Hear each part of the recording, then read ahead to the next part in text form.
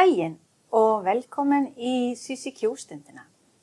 Með okkur hér í dag Jórunn Ósk Frímannsdóttir Jensen sem forstöðumaður Droplaugarstaða. Velkomin Jórunn, hvað að frétta?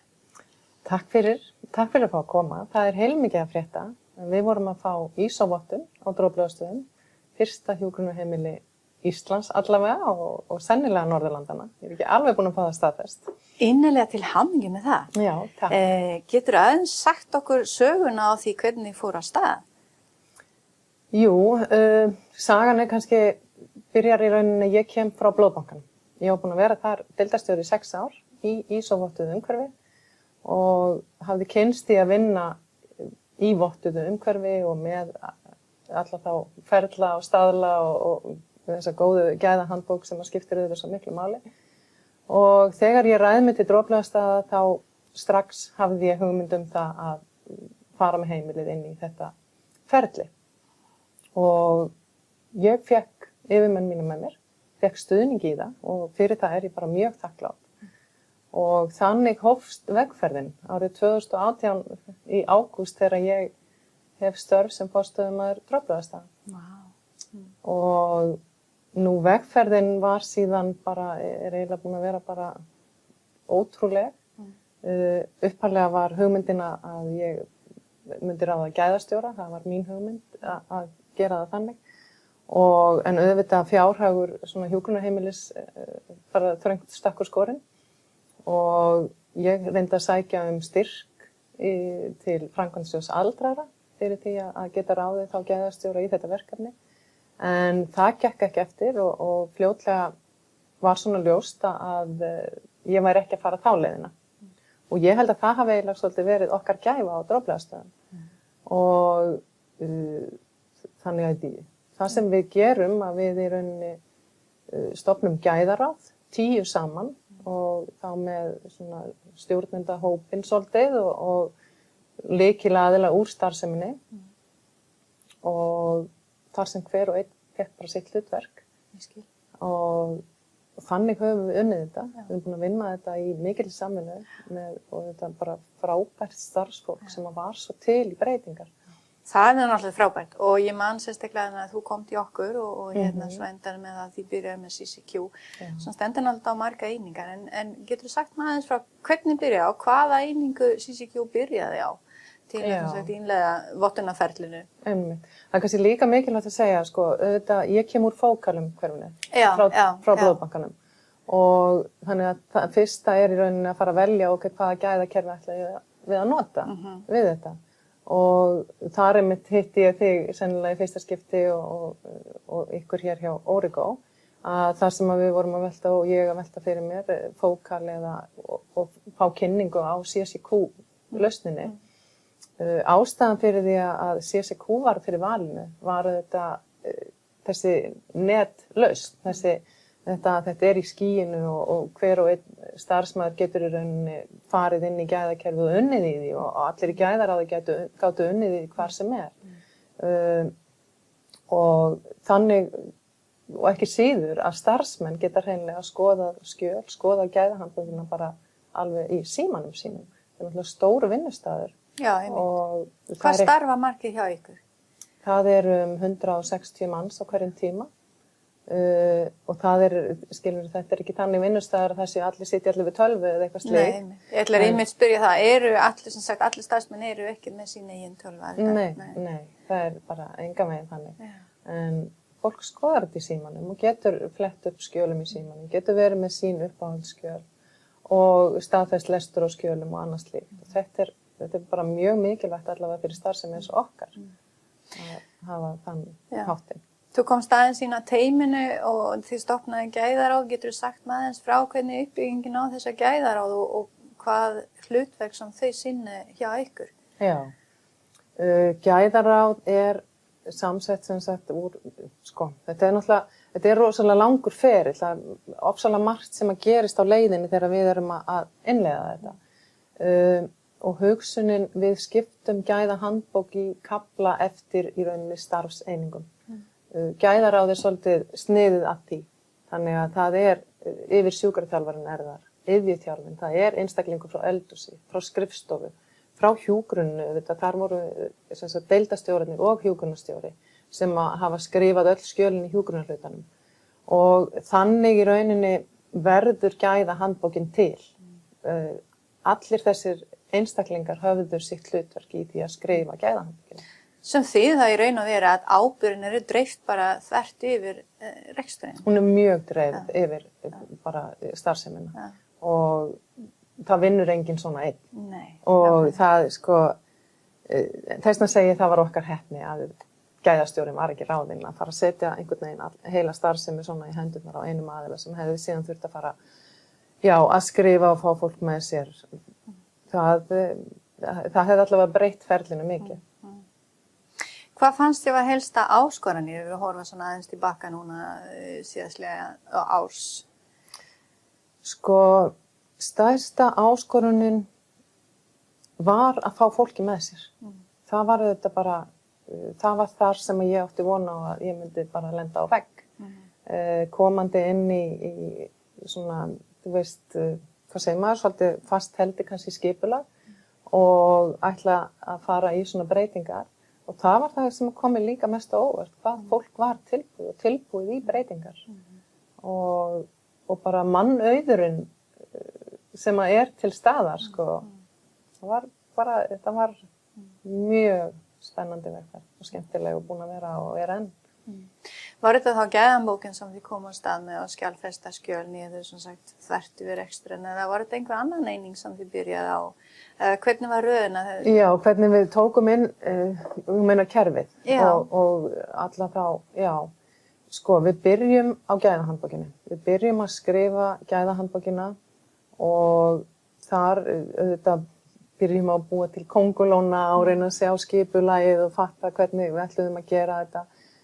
Tökum fljótlega ákvörðun, við ætlum að skipta gæðahandbókinu niður eftir þá starfseminni og við byrjum síðan að skrifa. Svo er það þetta með verkferlana eða alla þessa ferlagreiningu, svona starf sem eru þetta og sérstaklega í kannski svona eins og umönnunar hlutanum þar sem við erum með alveg fullt af leiðbeiningum, fullt af gátlistum og öðru slíku, hvar átti það heima í síðan handbókinni, hvað átti að vera vinnulýsing, hvað átti að vera verklagsregla, hvað átti að vera gátlisti, leiðbeining og svo framvegis. Og þetta var svolítið ruglingslegt fyrir okkur í byrjun. Þetta var miklar pælingar og miklar hugsanir sem þarna þurfti að fara í gegnum. Og á einhverjum tímapunkti þá hreinlega ákveðum við, minnir að það hafi verið í janúar 2019, eða einhver tíman á því tímum í janúar, febrúar, þá ákveðum við, við ætlum ekki að flækja okkur endilega í þessu, hvaða leiðbeining á heima í hvaða verklagsreglu og svo framvegis, heldur nú ætlum við bara að skrifa. Við ætlum bara að skrifa, við ætlum að skrifa leiðbeiningar, við ætlum að skrifa, gera gátlistana og við getum þá mögulega breytt því eftir á ef að það á ekki við akkurat á þeim stað sem við erum búin að staðsetja það í gæðahandbók. Og þetta held ég að hafa verið heillaskref líka því að hitt var að þvælast svo mikið fyrir okkur og við einhvern veginn komumst ekki áfram. Þarna er eitt sem við gerum, annað sem við gerum sem var líka mjög mikilvægt. Við tökum upp ábendingakerfi. Það bara, á meðan við erum að skrifa gæðahandbókina þá bara förum við strax í gang með ábendingakerfi og það er þarna einmitt í febrúar 2019 ég kynni það á stórum starfsmannafundum og starfsdögum sem við vorum með þar sem ég fer að hvetja til ábendinga og hvetja aðstandendur til að koma með ábendingar, starfsfólk og aðra og bara með mjög einfaldri leið í gegnum vefslóð þar sem þú getur senda ábendingu hvar sem er og hvenær sem er. Og þetta skiptir líka miklu máli.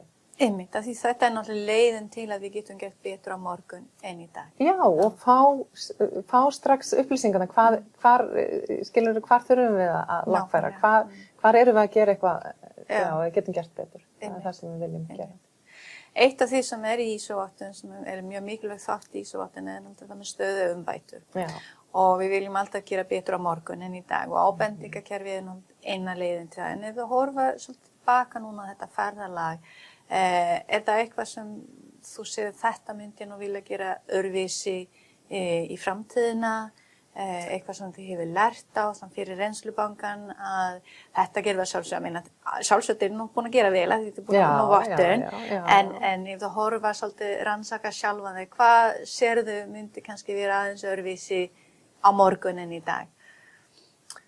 Ég var einmitt og ég sko fekk nú bara eina úr gæðaráðinu með mér í morgun til þess að spá í þetta því að sko hvað myndi ég gera öðruvísi í dag heldur en ég veistu, í rauninni, ég myndi ekki gera neitt öðruvísi, en ég færi kannski fyrr í að strax bara mynda góðan hóp. Ég væri ekkert að hugsa hennan gæðastjórn.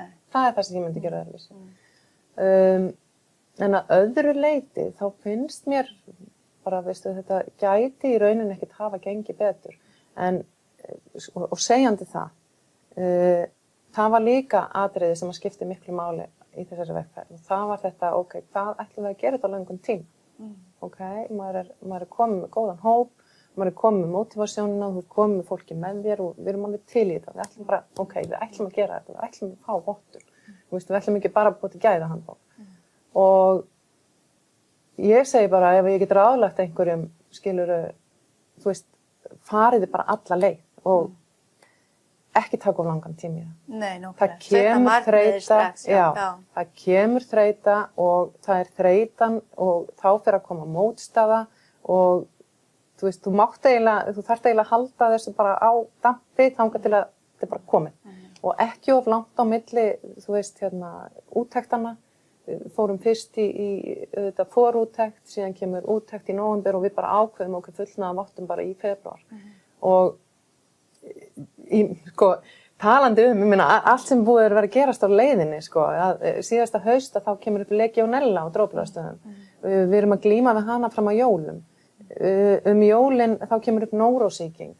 Við erum að glíma við hana þegar verkfalli kemur og í framhaldi af verkfallinu kemur COVID. Já, einmitt. Og í mitt í þessu öllu erum við að klára þessa fullnaða vottun. Ég get alveg sagt þér að gæðaráð, skilurðu, og við sem höfum verið að halda utan um þetta. Þetta var fólk orðið uppgefið og bara, þú veist, það hefði ekkert mátt mikið klikka til þess að hreinlega bara maður hefði sagt bara, heyrðu, ok, hold back, sko, nú bara tökum við árshlé og byrjum aftur í 30 ár. Nákvæmlega, en svo er náttúrulega þetta með þegar kemur svona eins og nórósýkinga, það er eitthvað sem þið þekkið, þið kannski búin að ganga gegnum það. En svo kom COVID, það sem í rauninni enginn vissi neitt. Og getur þú sagt maður eins frá hvernig þið meðhandlaði bara upplýsingaflæði, af því það var nú bara nýjar upplýsingar á hverjum degi. Hvernig var það gert?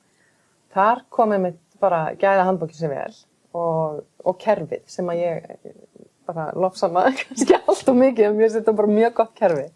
Og sérstaklega þegar maður lærir á það, að þar nýttum við okkur það og einmitt með staðfestingu og lestri skjala. Þar vorum við að breyta og við gátum setið bara heima hjá okkur, ég og hjúkrunarstjórinn, og verið að fara, þú veist, setja inn nýjar leiðbeiningar, búa til skjöl, krefjast staðfestingar og lestri, sérstaklega þá hjúkrunarfræðingarna, þar sem að þetta skiptir mestu máli hvað það varðar, að stýra hjúkruninni með hliðsjón af, og það þurfti auðvitað að fara í mikla breytingar á bara því hvernig starfsfólk mæti til vinnu og breytingar á hvernig hlutirnir voru unnir. En þarna kom kerfið sér vel og þarna sáum við auðvitað líka hvernig það virkar. Og voru hjúkrunarfræðingarna duglega að staðfesta lestur og hvað gerðu ef að þau ekki staðfesta lestur? Sko, ef ekki er staðfestur lestur, þá getur maður séð nákvæmlega hver hefur staðfest og hver ekki. Og þá er þetta einfaldlega, þá er það bara maður og mann. Annarkvæmt getur maður hringt eða sendt viðkomandi tölvupóst og mynd á. En þú þarft ekki að efast, skilurðu, af því þú veist hverjir hafa staðfest. Þannig að þetta er svona proof á því. Annað sem svo ég gleymi því ekki, að það er eins og með eignaskrána, að þar er algjörlega, þú veist, það er ákveðin aðili í gæðaráði sem að hefur bara átt hana, eða 2 aðilar reyndar, skrá allar eignir, öll tæki, þú veist, fylgjast með þessu, núna eru farnar að koma áminningar varðandi kvarðanir á tækjum og eftirlit og annað og þetta hjálpar okkur. Hvernig þá með eignaskrána, eru það maður sem eru bara að fylgjast með í kerfinu eða hvernig vitið þið að nú þarf að fara að körða Kerfið minnir okkur á. Við setjum inn dagsetningu á já. hvenær á að kvarða og auðvitað var verið að setja inn all tæki bara á síðasta ári, þannig að það er rétt að verða komið 1 ár síðan að eftirlit var, en á sumum tækjum og þá var kannski verið að skráða inn í kerfi segjum síðasta sumar og þá setur, hann heitir Ryan sem hefur algjörlega séð þetta, að þá setur hann inn að það þurfi að kvarða þetta tæki í febrúar af því það var kvarðað síðast í febrúar og síðast ári. Og þá kemur áminning mánuði áður en að kvörðun kemur. Að þá kemur sjálfvirk áminning í tölvupósti að það sé komið tíma á að kvarða. Og þannig hjálpar kerfið okkur auðvitað að halda starfseminni góðri og gangandi og í lagi. Það er mjög áhugavert að heyra þetta. En svo kom stóra dagurinn. Sem þið gerir svona aðeins öðruvísi. Viltu segja aðeins frá hvað þið gerir? Já, við þurftum auðvitað að bíða. Við fengum í rauninni vottunina í mars, rétt eftir að við erum búin að loka heimilin og allt í rauninni komið í stopp. Þannig að við geymdum það bara að fagna því, en gerðum það núna í maí og við fengum borgarstjóra til að koma og taka á móti skírteininu fyrir okkar hönd, því að auðvitað Droplaugarstaðir eru eign Reykjavíkurborgar og það eru fyrst og fremst kannski mínir yfirmenn eða superiors sem að hafa stutt okkur í þessu og fylgt því eftir og verið tilbúnir að leggja það í það sem þurfti til þess að við getum komist þangað. Og borgarstjóri kom og landlæknir kom. Kom landlæknir líka, já. Já, og forstjóri með sjúkratrygginga. Þetta er auðvitað ofsalega, hvað segir maður, þetta er stór stund og þetta er mikill áfangi og þetta er eitthvað til eftirbreytni, segi ég, klárlega. Og vonandi bara eiga fleiri hjúkrunarheimili eftir að ákveða að fara þessa leið og ég sem hafandi farið með þetta alla leið í ISO-vottun, ekki bara tekið upp gæðakerfin, að þá vil ég líka bara, ítreka það að það skiptir máli og vottunin að fá ytri vottunaraðila á það að starfsemin sé eins og hún á að vera, skiptir máli. Það heldur fólki á tánum, við fáum aftur úttekt af ári og þannig verður það til framtíðar og við höldum ekki vottun nema við sinnum þessu starfi. Það er frábært. Einu og aftur bara innilega til hamingju með þetta. Og við í CCQ, við þökkum Jórunn sérstaklega fyrir að koma hingað í dag og takk hérlega fyrir. Takk sömuleiðis.